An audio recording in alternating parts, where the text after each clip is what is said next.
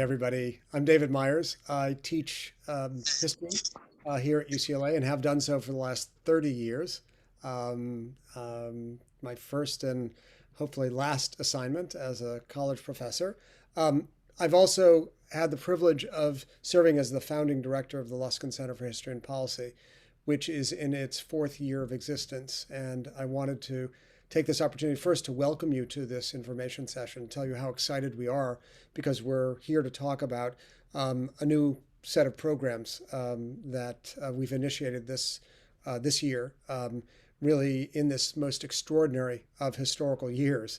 And we felt we had to really find new ways of reaching new audiences with what we think is a very important message. So I want to begin by telling you a little bit about what the center is. As I said, we're in our fourth year of existence. The center began as a result of a collaboration between a very distinguished, well-known philanthropist by the name of Meyer Luskin, whose name graces our center and many other institutions and buildings on campus, and a number of colleagues from the UCLA History Department. And we began to discuss many years ago, I think it was 15 years ago, a really intuitive idea, which was to bring historical perspective and depth to bear on important questions of the day. And we sort of reverse engineered that proposition by asking, wouldn't policy in many domains of activity, policy at the sort of federal level, policy at the local institutional level, wouldn't it be better informed with a richer sense of historical perspective, with the full breadth of historical analysis that historians can bring to questions of urgency today?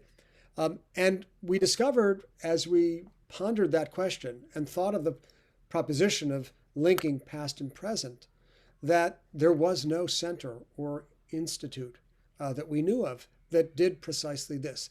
There were indeed institutes, journals, and scholars, for that matter, interested in the history of policy, but our interest is in bringing history to bear on policy. And we decided that we would try an experiment, which began in the winter of 2017 when the Luskin Center for History and Policy was formally inaugurated. Shortly thereafter, we held a national summit that brought together people from around the country who are interested in this linkage between past and present. And when I say past and present, I really mean a triangulated relationship, because it's past and present. That is to say, believing that history can help us understand how we got where we are today. But the third leg of the triangle is the future, because we also want to use that knowledge of how we got where we got in order to generate a better alternative future. And as we set about our work, we understood that we really had three principal missions. The first was to promote the very idea that history should be an important, indeed essential, indispensable part of informed public debate. That history is really an essential tool of and catalyst to civic engagement. That having a rich sense of historical perspective really enriches the civic conversation. So our first task is simply to promote that ideal. The second task, which really brings us closer to the university, is to educate and train students and scholars to adopt the methods of history, and to do so in a way that allows them to apply their knowledge of the past to the present. So many of you have taken history classes at UCLA, and some of you perhaps have taken classes in the School of Public Affairs. But we want to encourage what we think of as applied history. That is to say, taking historical methods and principles and applying them to an understanding of the present. So that applied historical model is one that we seek to disseminate and educate about. So that's the second task, to educate students and scholars in that approach. The third and really essential companion to the first two is what we've spent a lot of time doing this year, which is to model a new form of historical research that exemplifies that linkage between past and present, that really embodies that principle of applied history. We might think it's intuitive. Of course, this has been done for ages. And in fact, historians have been very inhibited in going about this task of extending their research to address questions of the present. That might suffer from the plague of what is known as presentism, an excessive interjection of the present into the study of the past. But we want to seize the opportunity, and we believe, especially in our time, in the extraordinary times we live, that it is important to marshal all that we can from the study of the past to learn about the present. This has been, as I said, especially important this year when we focus so much of our activity on producing that new research model. In years past, we had workshops, seminars, lectures, public events that sought to realize those first two missions of promoting the idea of history and educating students. This year, we know there's been like a total overload on Zoom meetings, so we have focused a great deal of our attention on producing this new research model. And our research reports contain a kind of patented Luskin Center formula at this point, a rich and textured account of the problem that allows us to understand how we got where we are, and then a series of policy recommendations or guidances drawn from that history that chart a better and alternative future. And I just can't emphasize how important this work is now, how important it is to marshal the power of a great public university, of first-rate researchers, in order to bring positive change to society. As we always say, what we aim to do is to study change in order to make change. Study change in the past in order to make change in the future. So that's a brief overview of what the Luskin Center is, and you see it before you, and I'm going to hand things back to Maya to elaborate. Thank you. Wonderful. Well, so it's very nice to meet you all. My name is Maya Ferdman. I'm the assistant director at the Luskin Center with Professor Myers. And I'm also a double Bruin, which I always find very important to say, that I have a degree in global studies and in Latin American studies from UCLA, and love being back here at my alma mater, especially when this work just continues to be so incredibly relevant.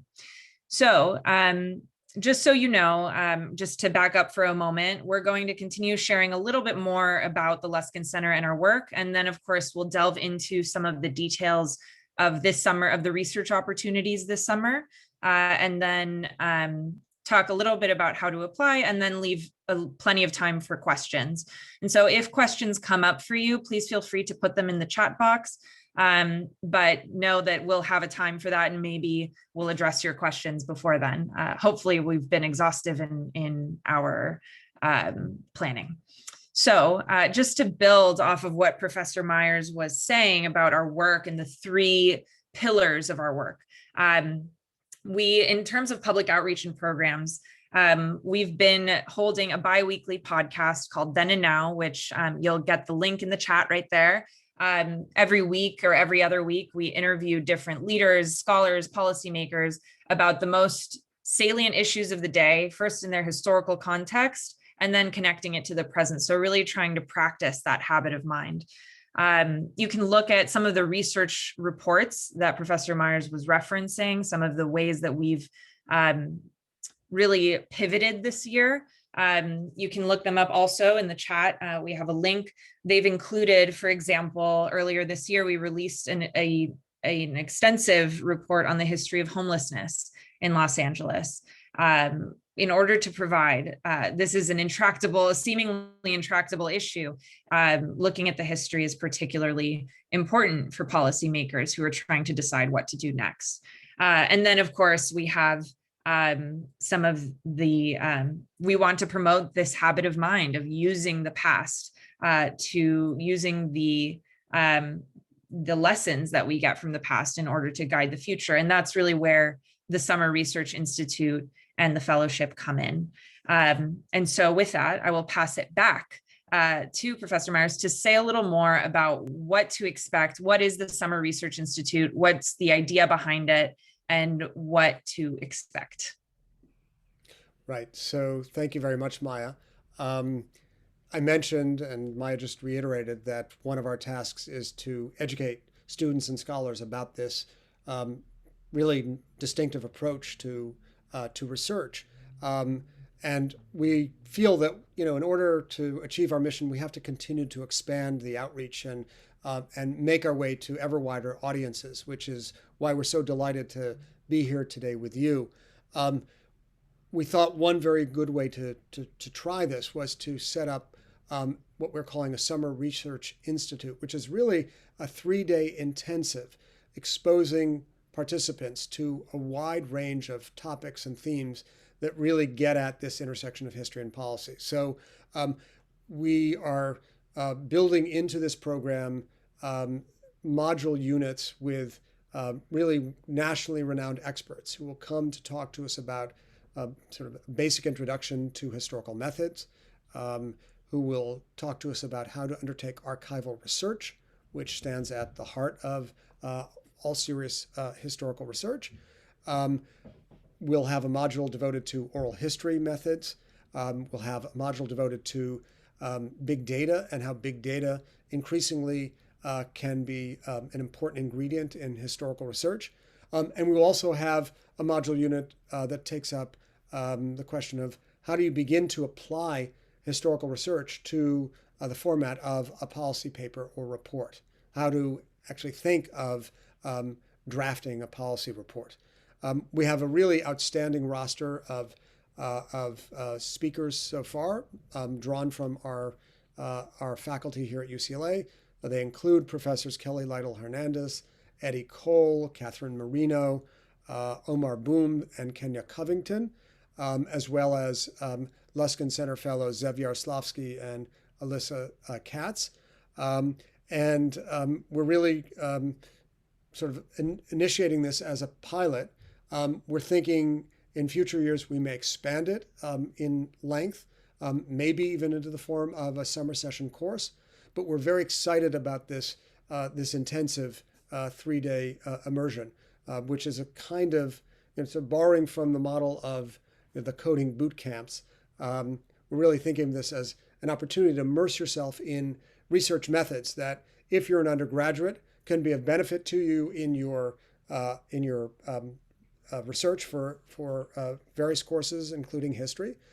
Could be an introduction to the kinds of methods and modes of thought that you will encounter in graduate school if you're considering that.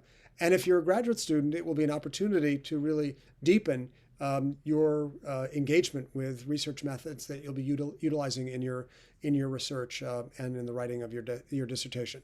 So we're very excited to add this new piece to our work. And I should say that the idea emerged out of our experience last summer, right, the first COVID summer, when we decided to undertake a number of research projects that we'll talk about in just a minute, and put out a call for participants in our research work, and received a very large number of interested applicants. And that suggested to us something that has been affirmed over the course of the last couple of years, especially during COVID times, that there's a tremendous appetite on the part of both undergraduate and graduate students to refine and deepen their expertise in research methods. So we're thrilled that you're considering joining us in this experiment, and we're looking forward to what we think will be an enormously rewarding time. Great. In terms of a little bit more on the logistical side of things, if you were wondering, this will all take place virtually. The campus is still virtual. Hopefully someday in the future, the next iteration of this will be able to be in person. But over the course of 3 days, this will be an intensive, so numerous Zoom-based workshops with, of course, ample time for breaks. We don't expect you to be 8 hours on Zoom straight through. And we are requiring full participation for those who are applying. So that's just something to keep in mind. We are intending this as a full experience rather than just, individual modules. That's part of the ethos of our center, that it's not just history or just policy, but really the marriage of all of these different approaches. This is not a credit-bearing course. This is not an accredited course with the university, but rather an institute that we are offering, that we're putting together as an opportunity for the campus community. And so that means it's also free to participate, which I'll speak more about eligibility and some of those logistics a little bit later. And then finally, something to note, and Professor Myers will go into this a little bit more in a moment, of the types of research teams that we're assembling this summer in terms of the fellowship side of the summer opportunity.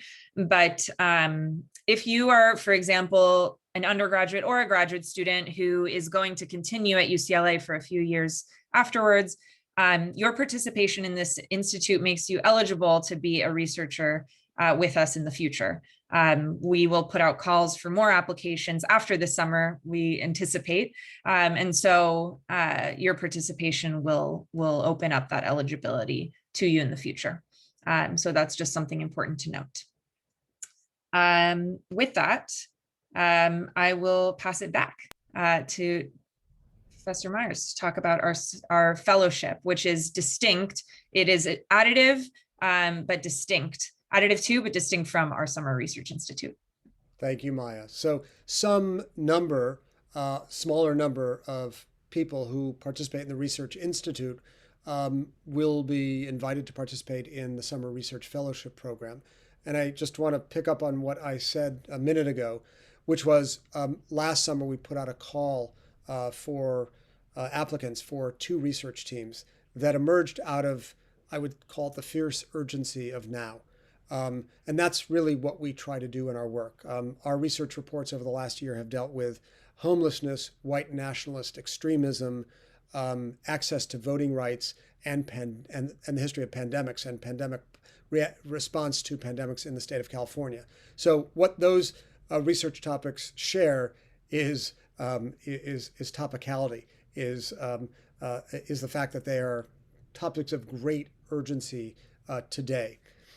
And when we were thinking about how we would want to utilize the resources of the center last year, we thought first that it should really address the global pandemic in our midst, but add real value to researching that question by focusing on the local.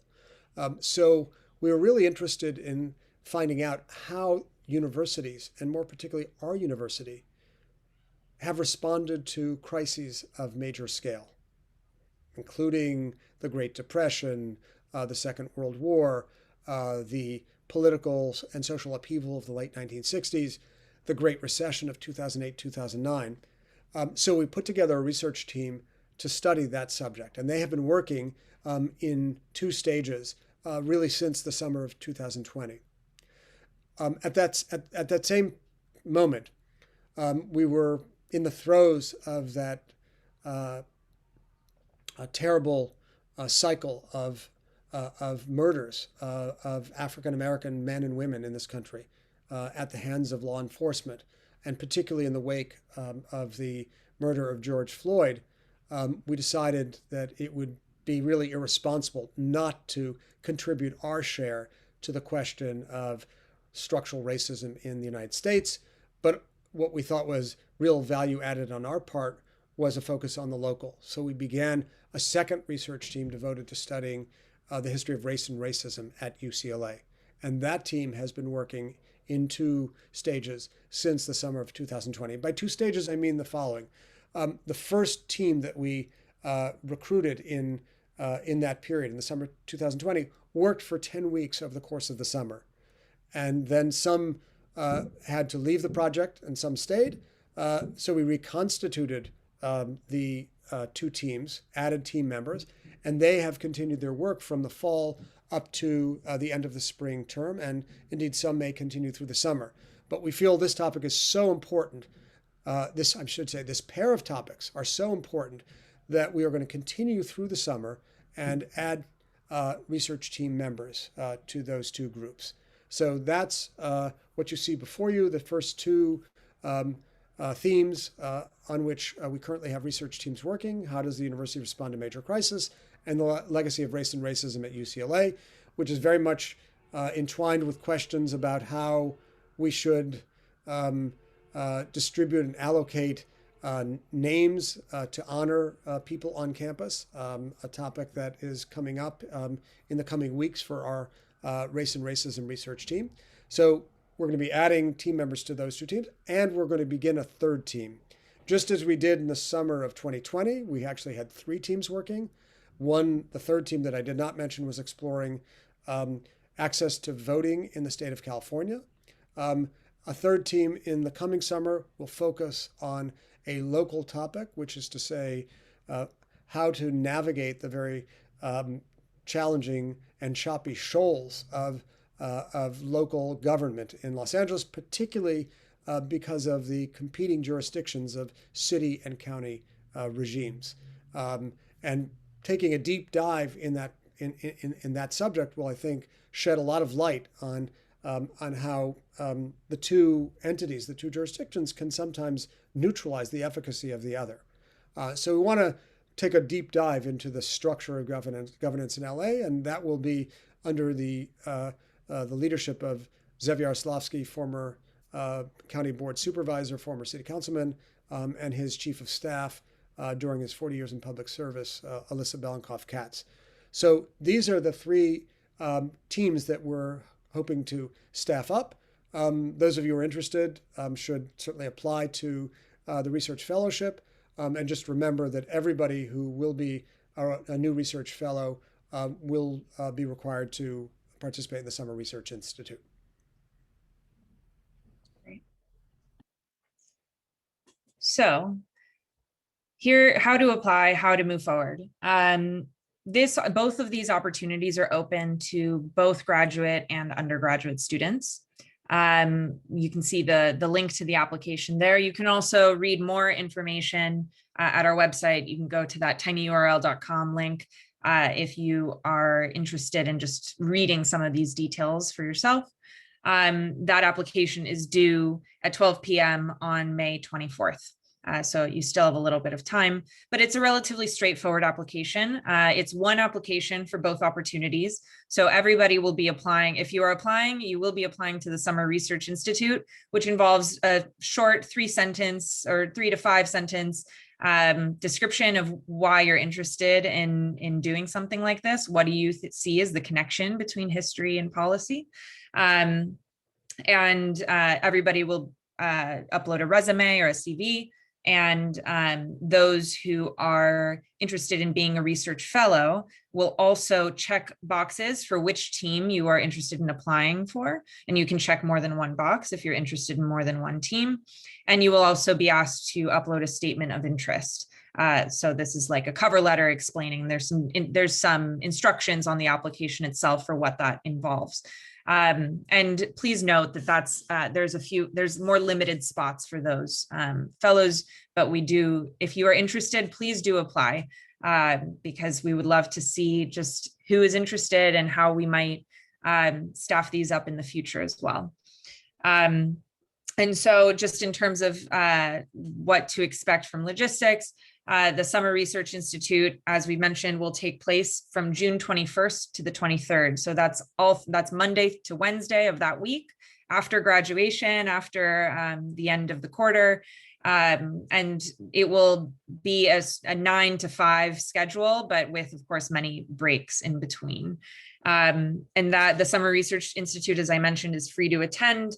And it is open. I want to just clear up some confusion because I realize the way we worded it might have confused some folks.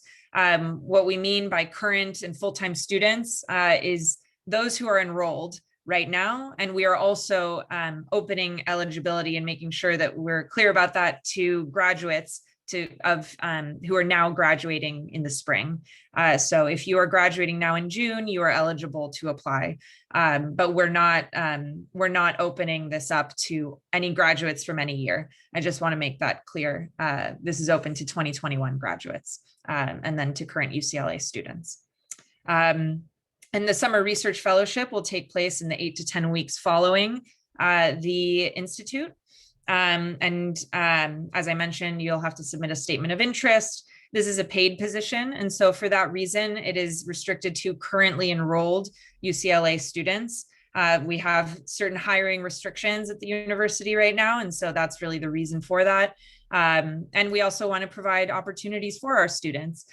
So if you have specific questions about, your eligibility and are you considered enrolled, feel free to send me an email. I'll put my email up on the screen in a moment. And as we mentioned, those who would like to be fellows should also will also participate in the Research Institute. So, any questions?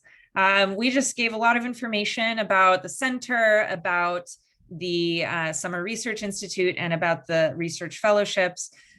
Please feel free, if you'd like, to go ahead and paste any questions you have in the chat, or you can go ahead and raise your hand and we can address them that way. Wonderful. So we have a question from Marisol, who's asking how many people will be selected for each research project. You want to go ahead? Sure. I would say that that the number per team of the 2 existing teams will probably be between 2 and 4, and the number for the new research team on the structure of local governance will probably be between 4 and 6. And I just want to emphasize one thing before we take Gregory's question. We are really open and enthusiastic about undergraduate and graduate researchers. What is not surprising is that graduate students are mainstays of our research projects. What may be surprising is that undergraduates are also essential components in each of our research teams. We really want to encourage undergraduate researchers. One of the benefits of working on an LCHP research team is that you have really extraordinary mentorship, both from the faculty advisors who accompany each research team and from the graduate students who, in a sense, are the team leaders and provide the most intensive mentoring. So we know that undergraduates can do really remarkable research. We have had a number of research projects that have been exclusively undertaken by undergraduates, including our 2-part white nationalist extremist research project. And so we want to encourage both graduate students and undergraduates. And let's hear from Gregory, and then maybe we can take on some other questions in the chat. Gregory. Hi, thank you. I'm just curious to know if you would be interested in taking on researchers who have a background mainly in pre-modern studies, but might also be interested in doing work in the modern period as well, or of course, Absolutely. current event. Yeah, without any question. We take the longue durée perspective of history. That is to say, we understand the flow, the ebbs and flows of history over a very long duration.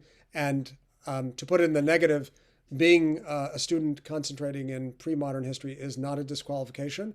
And now to put it in the positive, being a student who has that depth of perspective is not only eligible, but very much encouraged to be part of our work.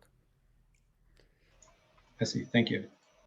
So let's see. We have Clemence. I have a question. Will you address how to go about using historical data? Yes. So what do we mean by big data? Big data is a concept that has come into common parlance in sort of various fields of social science and related fields, and refers to the capacity with advanced computer technology to capture, aggregate, and process large numbers of data points, not just hundreds and thousands, but in some cases hundreds of thousands and millions, and to discern in them large trends. This is sort of a foundation of the claim that anchored a recent declaration by 2 historians called the History Manifesto, which you can look at. who really suggested that history can have not just an edifying role, but even a predictive role if one captures data over long periods of time. This has been sort of a foundation in the ongoing work on climate science to capture data points that extend back thousands of years. And in recent times, historians have begun paying attention to the use of big data. You're absolutely right that historians have been using census data and other modes of demographic collection for a long time. And we'll probably hear about the use of such methods, such quantitative methods in our summer research institute. But we'll have a devoted session to talk about the potential to really think beyond, even the use of census data, decennial census data, to really just sort of exploding our understanding of what the capacity of the body of historical data look like. And I have to say, as a rather technologically unsophisticated person, I'm as anxious as you are to find out what that's going to look like. It's very exciting. Maya and I had a conversation with two of the people who will be part of that module, and it sounds extremely exciting. To get a taste of it, I would suggest that you go to our extraordinary UCLA colleagues' research project website called Million Dollar Hoods, a project that has been overseen by Professor Kelly Lytle Hernandez that has really relied on the use of big data. And they, in fact, had a summer session-long course devoted to the use of big data in research that deals with the carceral system in the United States and in Los Angeles County in particular. I want to address some of the questions that have been coming in and say some of the answers out loud so that those who are watching on the recording can get those answers as well. But we had a question of a point of clarification that June 2021 graduates are eligible for the Summer Research Institute, but not for the fellowship. So that's just one point of clarification to make. In terms of the approximate time commitment for the research fellowship, we're asking for 5 to 10 hours a week for 8 to 10 weeks. We're leaving some room for flexibility so that we can work with researchers once they've applied and been accepted. And in terms of how many spots do we estimate will be available for the Institute? Do you want to address that, David? Yeah, I'll say that again. So about 2 to 4 for the existing teams and 4 No, for the Institute, sorry. Oh, for the Institute. Mm-hmm. I'm a believer that all comers who are interested should be welcome. So, if you, demonstrate that you're interested in what we're trying to do in making this linkage between past and present, if you really resonate with that and can articulate that clearly, we would be delighted to have you. When it comes to the fellowship, I think Fariha asked this question. When it comes to the fellowship, we would like to see that you have had experience in the study of history. And if you have had any exposure to policy studies, that would be added value. But we in particular are interested in knowing that you know what historical research is about. I think that answers the experience question. And we also got a question about, is there a preference for majors or areas of study for the fellowship? And I think you sort of addressed that. Yeah, history and related fields. I should just say that we have had outstanding researchers from really outstanding core team members from sociology, African American studies, SEIS, education and information studies, public policy, public affairs. What's that, Maya? Did you add something? Oh, okay. So from all of those fields, so you don't need to be a history major, but it should be history or history adjacent, and you should really demonstrate both a commitment and some experience in historical research. I see another question that someone asked that I'd like to address. Will we have more opportunities in the 21-22 academic year? In all likelihood, we will have more opportunities for researchers as we undergo another turnover after the summer research team does its work. So I anticipate that that will indeed be the case.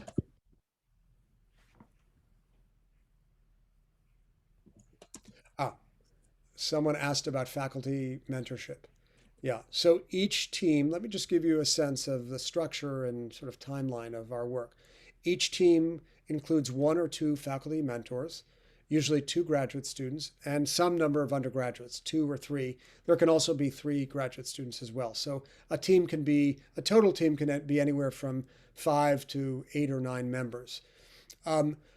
We meet every week to check in as a whole team,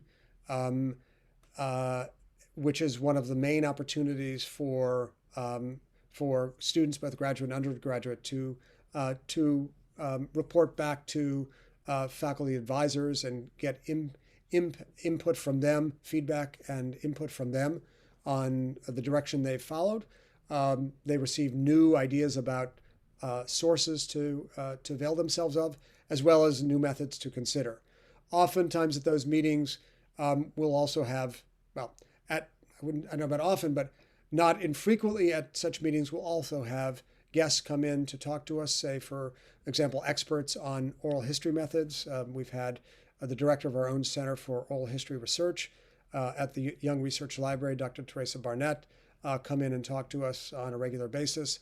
In addition to that weekly meeting, there's regular interaction amongst members of the research team, faculty advisor, the graduate student, and the graduate students and the undergraduates over the course of the week. Usually it's through some a WhatsApp or related messaging system. And very often the team has another meeting to sort of plan its work for the week, not just provide report backs and check-ins, but to plot its work for the week. And that's another opportunity to receive input from the faculty mentor. When the writing begins, the faculty mentor is, usually either one of the first readers of the report, or actually, as I anticipate will happen in the current iterations as we move towards spring, involved in the writing itself. So you'll have the opportunity to interact on a regular weekly basis, as well as to share drafts with the faculty member on an ongoing basis. Faculty members, in our experience, have been deeply engaged in the work of the research teams. It's not just that they want to see successful outcomes. They imagine themselves as full participants in the work of the teams. And we've had great success and luck with the faculty members we've had.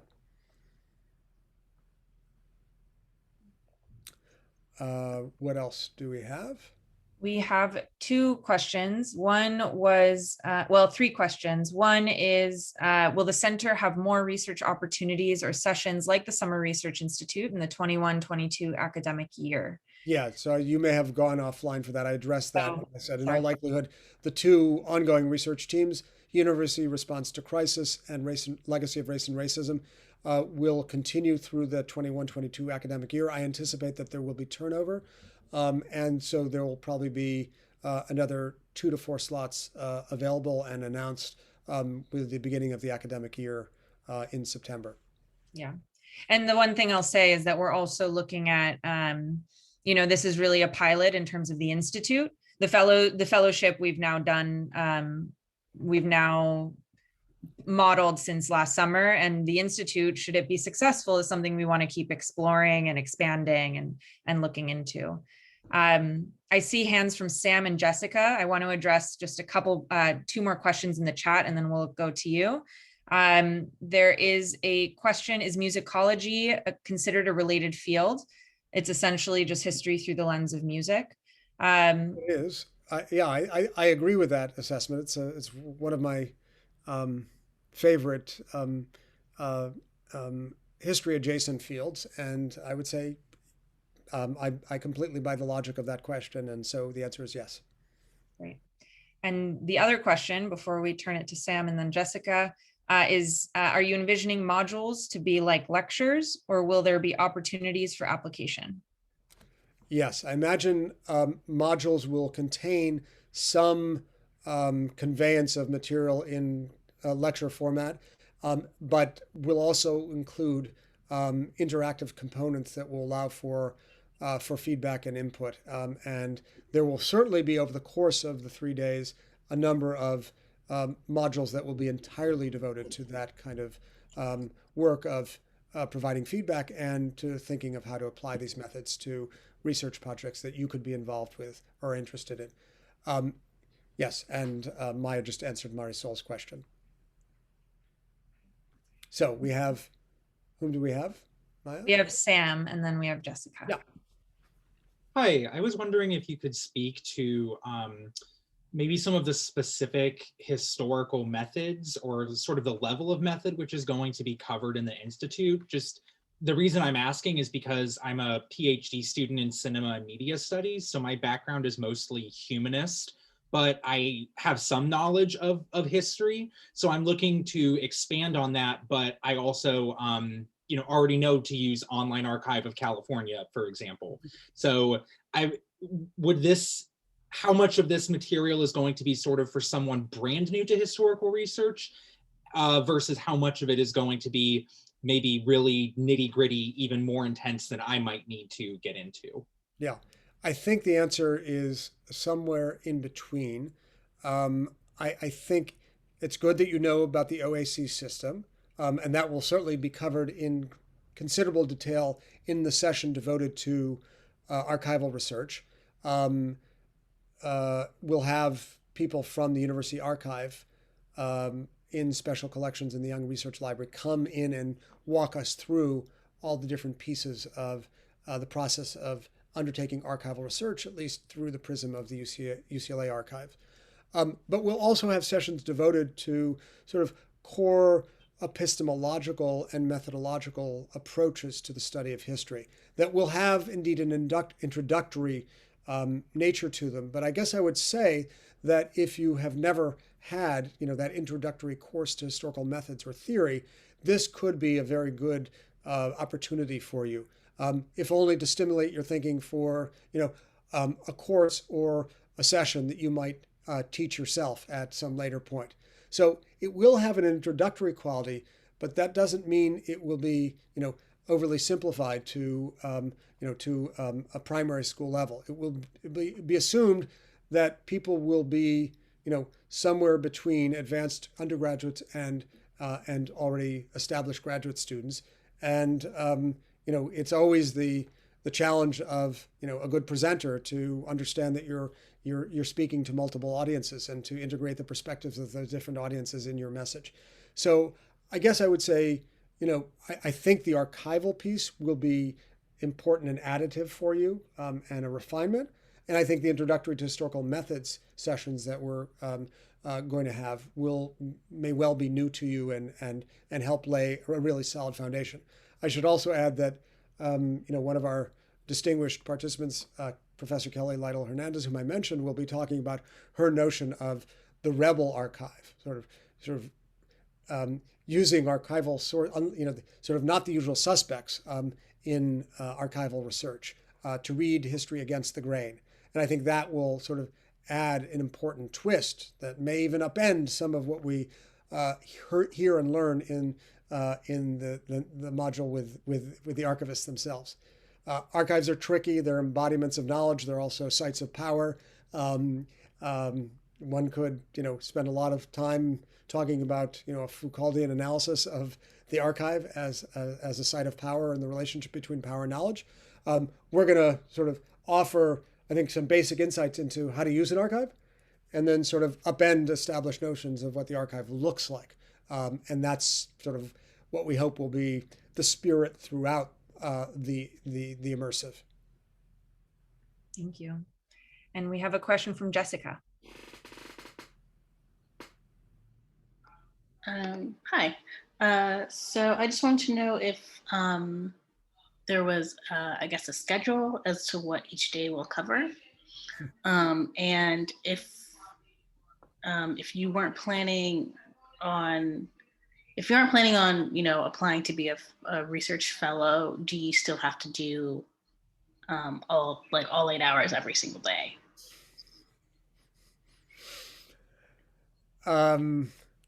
I'll take the second question, and Mike can speak to the first. Sure. Yeah, we're really asking people to commit Okay. to the full, to the full 3 days. There'll be time built in throughout. I know it can be extremely inconvenient or even impossible, but we do think that we want this to be an intensive experience, really an immersive experience, and we think that that's sort of the minimum. 2.5 days or so will be the minimum to really impart that that rounded sense of this history policy approach that we want you to make use of. We want you to take out in the world. So that's our expectation. Okay. And Maya, do you want to press the schedule question? Sure. And to the schedule question, we don't have a schedule just yet. We're still sort of putting together the puzzle pieces of our speakers' availability. But that will be available relatively soon along with speaker bios. But the time blocks essentially are 1.5 blocks, 3 to 4 of them per day with significant breaks in between, if you were wondering about timing. And the topics will cover what we've said, which is some of that archival research, historical methods, and policy proposals, and how you go about putting that together. Policy briefs, I should say. We're also going to hear from current and previous Luskin Center researchers. Undergraduate and graduate students will be part of the mix, so I have an opportunity to talk to them and hear what their experience has been like. Whether you're interested in a fellowship this summer or in the future, it'll be an opportunity to connect to fellow students, and also to understand better how you make that daring move from a rich and textured historical analysis to actual recommendations about the future. I see Diana has a question.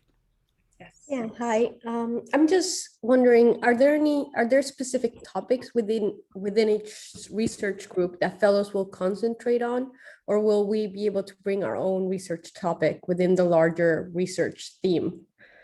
You will be able to, I think, draw on your interests, but you will sort of decide as a group what each person is going to be taking up. So when we added members in round 2 of both the response to crisis and racism teams, the new members actually brought their own interests into play, but within the contour of the overall program, research program. So it is definitely possible to sort of expand the horizons, but all of that is to be navigated and negotiated within the confines of the existing project. But I've seen it happen, and and you'll just have to be in dialogue with your research partners to find if something that you come in from the outside with is really relevant to the current direction of the research. But again, I've seen people sort of push the boundaries outward in directions that have really enriched the program. So the answer is, in theory, yes. And is it possible to get sort of like a little bit more in-depth information on the 2 research groups, like what exactly they're currently working on, to try to figure out if we fit in within those research topics? Yeah, we can certainly, we'll think of a way to sort of add, somewhat detailed descriptions of what the 2 research teams are working on, and what the main areas of focus at present are, so that you would be in a better position to know about applying. We'd be happy to do that the next week or so. Thank you. Do we have any other questions, either in the chat or if you want to go ahead and raise your hand? I'll give it another minute or so.